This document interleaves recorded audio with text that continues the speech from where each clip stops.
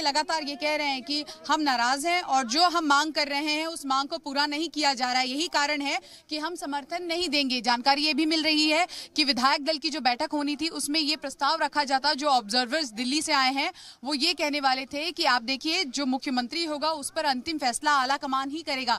लेकिन अब ये कहा जा रहा है कि जो बागी विधायक हैं, जो अशोक गहलोत के खेमे के विधायक हैं, वो ये बात रखते कि देखिए आला कमान भले ही फैसला ले ले लेकिन मुख्यमंत्री वही बनेगा जो लॉयल है और जिसने पार्टी के लिए हमेशा काम किया है।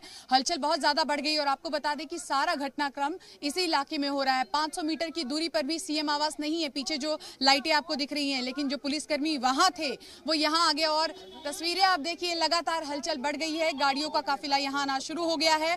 बस के अलावा भी कई विधायक अपनी अपनी गाड़ियों में आ रहे हैं। तो जो बस मुख्यमंत्री आवास पर जानी थी वो बस सीपी जोशी के घर आ रही है। अभी तक 10 मिनट पहले तक यहाँ सन्नाटा था।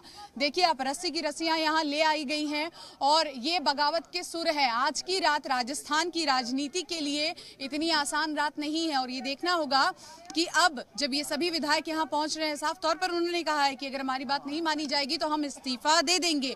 ऐसे में राजस्थान की राजनीति में क्या होगा ये देखना वाकई दिलचस्प है। और उससे भी बड़ी बात, जो मीटिंग चल रही है अजय माकन, मल्लिकार्जुन खड़गे, अशोक गहलोत और सचिन पायलट के बीच, उसका क्या होगा? क्योंकि उसी मीटिंग के बाद तो विधायक दल की मीटिंग होनी थी, लेकिन विधायक तो मुख्यमंत्री आवास पहुंचेंगे ही नहीं, वो तो सीपी जोशी के घर आ रहे हैं।